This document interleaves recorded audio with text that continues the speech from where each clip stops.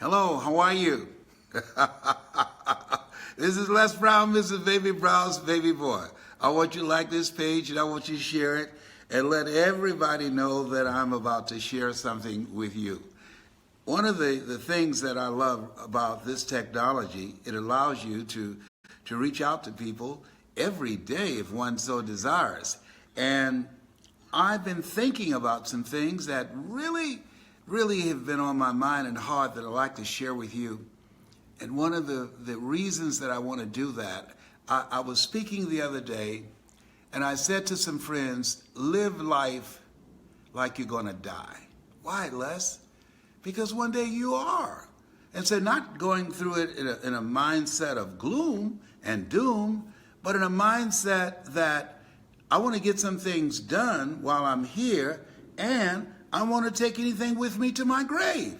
I have a friend, when he died, all I could think about when I was in the funeral home was the conversations that he had with me when he said, one day I'm gonna. One day I'm going to have a restaurant. One day I'm going to travel to Africa.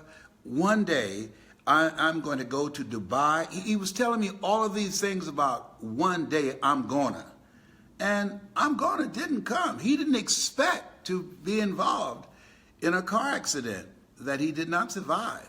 And so one of the things that I want to talk to you about is about having a mindset of doing the things that you want to do and being positive and optimistic about that in spite of the fact that you don't have the money, in spite of the fact that you don't have the resources, and in spite of the fact that you might be down on your luck right now, and in spite of the fact that you might be growing through an illness. I've gone through that. There are a lot of in spite ofs that we want to take a stand against and not allow those things to rob us of the things that we deserve in life. And so I want you to like this page and I want you to share it. I want you to like it and share it. And I also like to get some comments from you. But here's one of the things that I can share with you. I've been thinking about. I had a conversation with a close friend today. Sometimes we have invisible contracts with people. What do you mean by that, Les? I had to make a decision recently.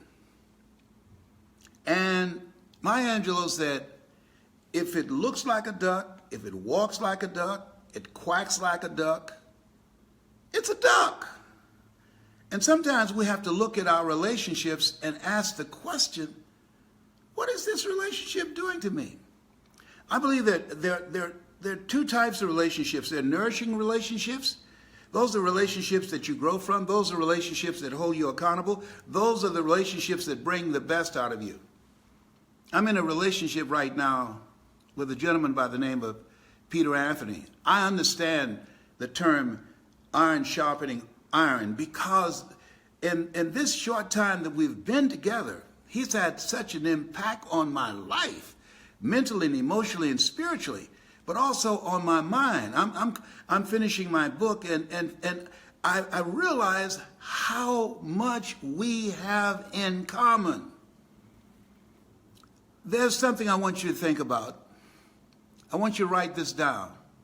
It's better to be alone than wish you were.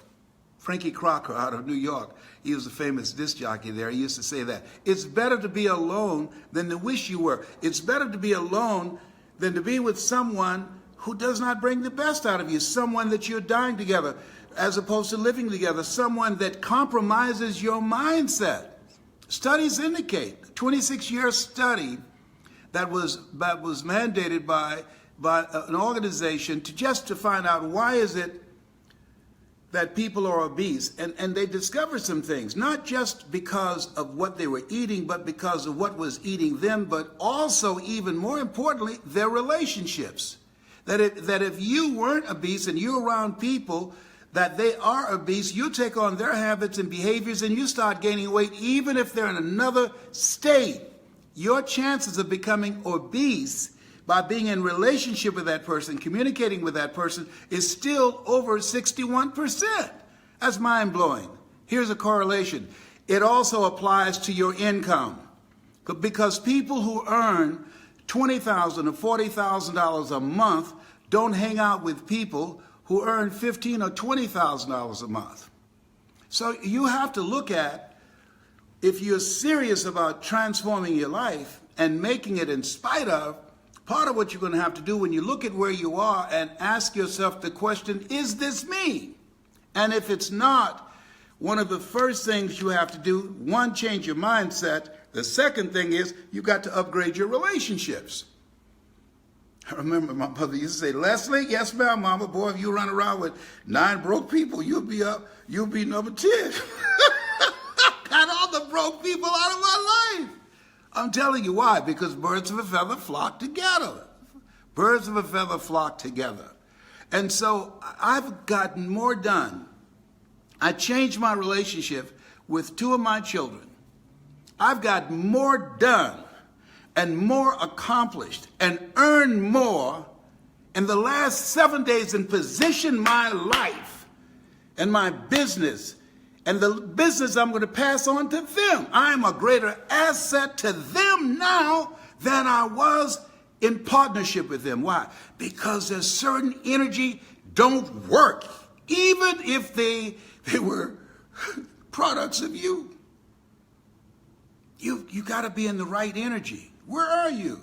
Because if you're not in the right energy, if you don't have the right people around you, trust me on this, it really, literally, it compromises your life.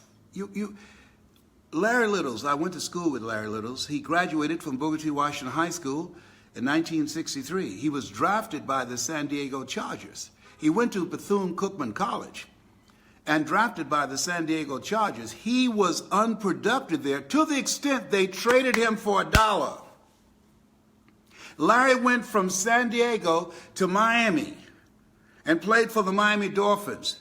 Became an all-pro offensive guard, one of the few all-pro offensive guards inducted into the Hall of Fame. What happened? Location changed. Environment is important. Environment is important. I've gotten more breakthroughs in the last week. 1, letting negative stuff go. 2, embracing the possibilities.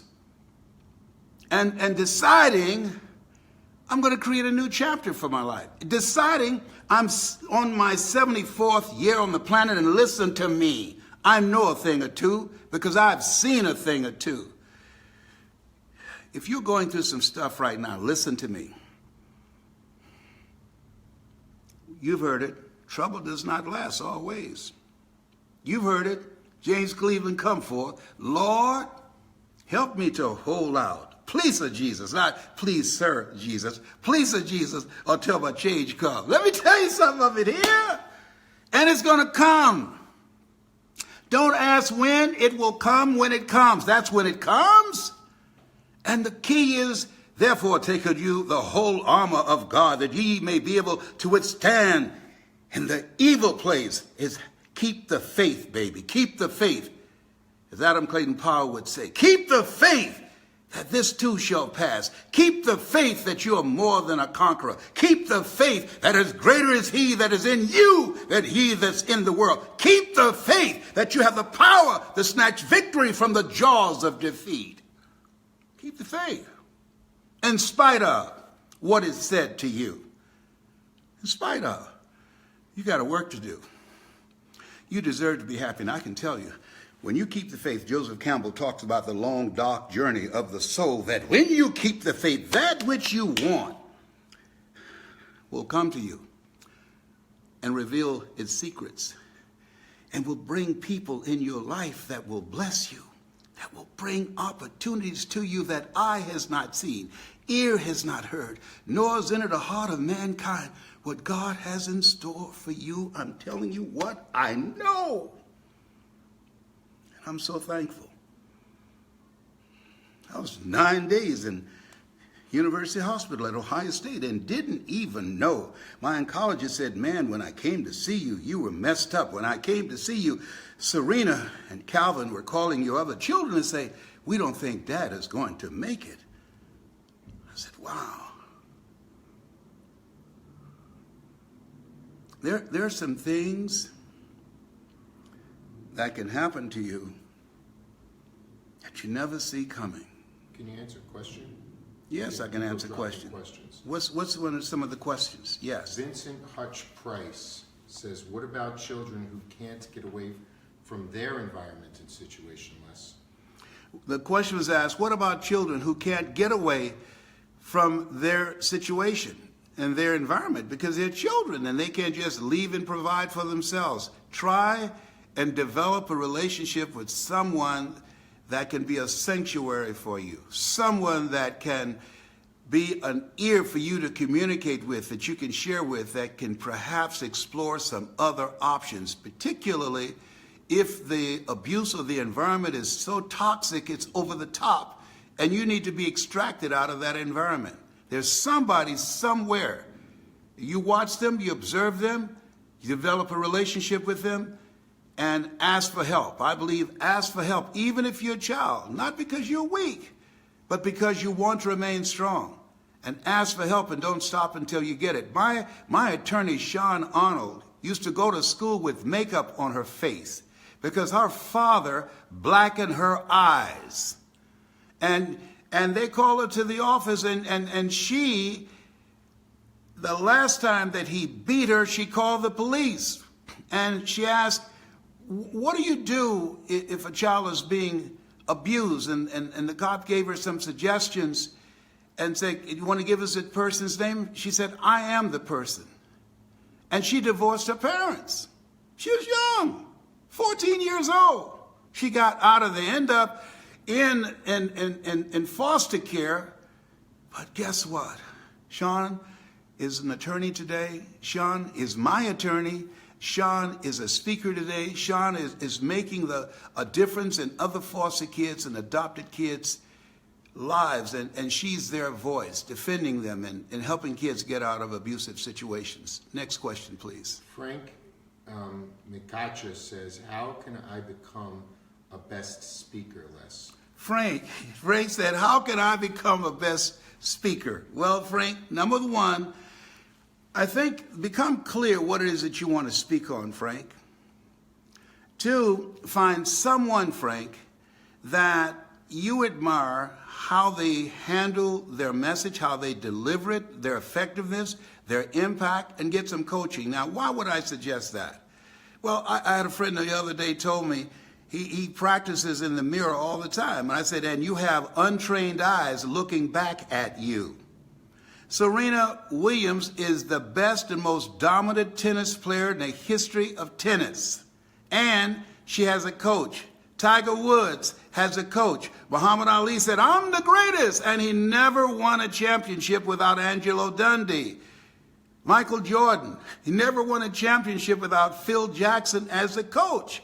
You can't see the picture when you're in the frame. Find a coach, someone that can help you deliver the message that you want to deliver, someone that can strengthen you in the areas where you're weak, someone that can help you bring your story out and create an experience with an audience so you can transform them individually and collectively. I also encourage you to join Toastmasters. They have a good structured program that will be very helpful for you for advanced speakers and beginning speakers, and the National Speakers Association, which I'm a member of. Those two organizations, one will help you with the business part, the other one will help you with your presentation skills. Next question. Don't you have a speaker training? I have a speaker training. I didn't read it because I don't want to make this a commercial one. I'm doing a training. It is April the 6th through the 8th. Go to lesbrowntraining.com. April the 6th through the 8th. In fact, I'm having the Les Brown Speak Off, and the ones that win, they will tour with me with my new book, The Hunger Factor. Your greatness Unleashed by the God force in you, the hunger factor. I'm doing a tour and I'm taking speakers who attend my speaker training called Discover Your Power Voice. It takes place in Deerfield Beach, Florida. It's going to be sold out. You want to get your ticket now and say, oh my goodness, I can't afford it. Well, then you can't afford not to be there. And success is not convenient. You have to make room for it. If it's a calling on your life, if it's something like me, I've got to speak. If you've got to speak, if you got a story, Maya Angelou said, there's nothing as painful as an untold story buried in your soul. There's somebody that needs that story. And I want to, and I look here, and I want to make this clear. I don't want everybody at my trade. I want people that are hungry. That are hungry. People that are hungry. That's why my book is called The Hungry Factor. Because most people are casual about their dreams. Most people are not focused. They're not disciplined. I don't want that kind of energy around me. I want people who want to make it happen. I want people who want to go big. I didn't want to be just a speaker. I got to tell you this. Mike Williams, get his book. It's called The Road to Your Best Stuff. Get the audio version, The Road to Your Best Stuff. I asked him, I saw him speaking in Columbus, and I admired his content, his delivery, and his style. And I said, man, can you teach me how to do that? He said, yeah. And so it cost. I had to invest in myself for him to become my strategist. It's been for 48 years. So guess what? So he said, tell me what your goal is. I said, well, you know what? I'd like to speak for the Urban League and for the NAACP. They have organizations all across the country at Black History Time. And I said, and the phone went dead. I called back, okay, let me start over again because we lost the signal. He said, we didn't lose the signal. I said, what happened? He said, I hung up. I said, well, why would you hang up on me? I was telling you what I wanted to do. He said, I'm not interested in somebody who want to speak at Black History Time or for the Urban League or NAACP. I want to work with somebody who want to go big. I want to work with somebody who want to speak to the world.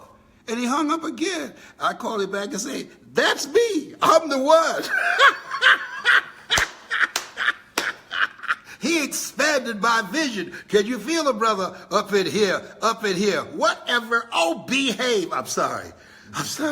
It's the new medication. I'm so sorry. Okay, I'm going to be good. I promise I'm going to be good. Have a great question. Yeah, So, thank you, Frank. I hope I answered your question. Yes. a good friend of mine, Eric Worre's son, Taylor, is asking, what advice did you give your children in building their own personal brands individually, separate from your brand? And just tell Eric Taylor Worre's son asked, what advice did you give your children to build their own brand separate from you? I said, first of all, speak about what it is that you are passionate about. My son Calvin, he raised two wonderful daughters, my granddaughters, and he talks about fatherhood and raising girls.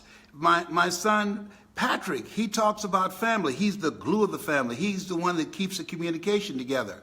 Ona, she talks about owning your dreams. My daughter Serena, she talks about how to raise positive kids in a negative world. And so they found their own messages, and I work with them to help them to deliver their message effectively, but they also coach me. I believe you're never too old to learn, and you're never too young to teach. And we do it as a family, and we have an incredible time. They'll be touring with me as well. Awesome. So, let's wrap it up. We're going to come back tomorrow. You want Yes. to do another one Okay, tomorrow? we're going to wind up. So here's something to keep in mind. Number one, look at your relationships. Take some time and just think about it. Don't do some top of the head and mind thinking. Just reflect on it. Because there are people that are always there when they need you. But when you need them, you can't find them. There are a lot of emotional vampires out here. And then ask yourself the question, is this relationship an asset to me? Does it bring value to my life? Am I growing mentally and emotionally and spiritually? Is this relationship bringing out the best in me and introducing me to a part of myself that I don't know? Mike Williams introduced me to this Les Brown. I didn't know this guy. And had I not had that positive relationship, one positive relationship can make all the difference in your world. You have something special. You have greatness in you. This is Les Brown, Mrs. Mamie Brown's baby boy. That's my story, and I'm sticking to it.